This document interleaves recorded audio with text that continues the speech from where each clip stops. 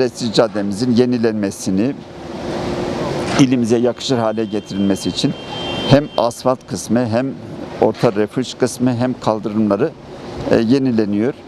İnşallah en kısa sürede esnafımızı mağdur etmeyecek şekilde vardiyeli bir şekilde ekiplerimiz burada çalışacak. İnşallah Maraş Caddesi'ne yakışır bir görüntüye en kısa zamanda kavuşur.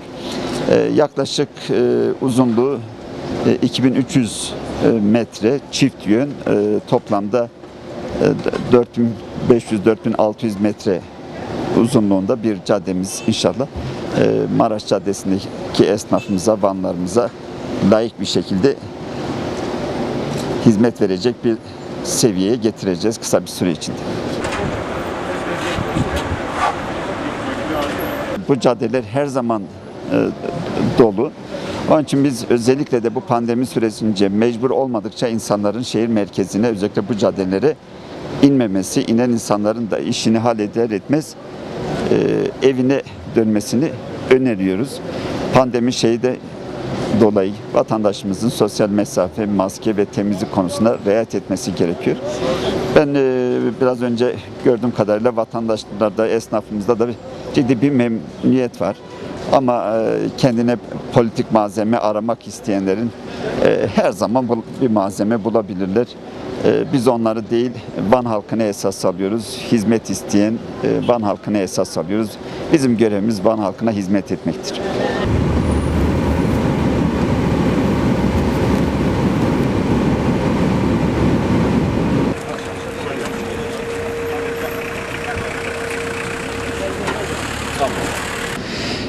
Bunu da en az 2 Nisan Caddesi gibi güzelleştirmek, yeniden yapmak için ekiplerimiz çalışıyor. Yüklenici firma bu bölgede bir süredir çalışıyor ve burada da çalışırken bizden habersiz 3 tane ağacı zarar veriyor. Onun için kendisi hakkında tutanak tutuldu. O ağaçlar yenisiyle yenilenecek, oraya yetişmiş ağaç dikilecek. Aynı şekilde bu cadde üzerindeki mevcut ağaçlardan bir 80 tanesi kurumuş.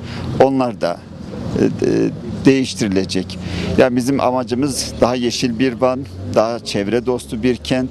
Bütün gayretimiz bunun içindir ve yıllık ortalama neredeyse 20.000 civarında belediyemiz tarafından ağaç dikiliyor. Bizim en büyük çabamız, gayretimiz çevre sağlığı, yeşillik ve bu kısmı artırmak. Onun için yüklenici firmamız hakkında da gerekli işlem yapıldı. İnşallah bu caddemiz hem ışıklandırmasıyla hem ağaçlarıyla hem kaldırımları ve yoluyla kentimize değer katan prestij caddelerimizden biri olur. Bir süreliğine komşularımıza, esnafımıza biraz çalışmalardan dolayı sıkıntı vermekteyiz. Ama bütün bu çabamız onların yaşam kalitesini, yaşam ortamını daha da güzelleştirmek içindir. Emeği geçen arkadaşlarımıza, burada çalışan işçi kardeşlerimize hepsine teşekkür ediyorum. Yine satış ofislerimiz var. Yine satış ofislerimiz var. Emanet ürünlerimiz var.